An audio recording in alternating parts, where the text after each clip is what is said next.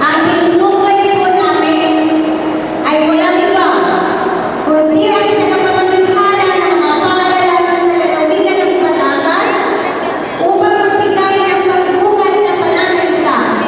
Walang iba, kundi si Dr. Emma A. Bautista.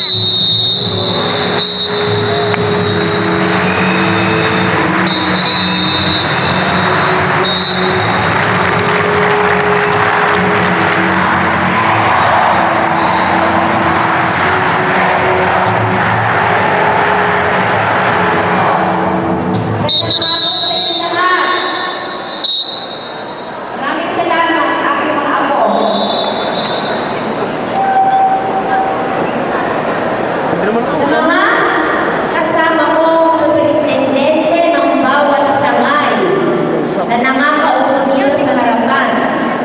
Siyempre, itong gating espesyal, ang Chief ng Elementary Education Division ng Region 4A Calabardon, Kasi ang gagamitin sa malarong pambasa yung ating parade eh. Inikilala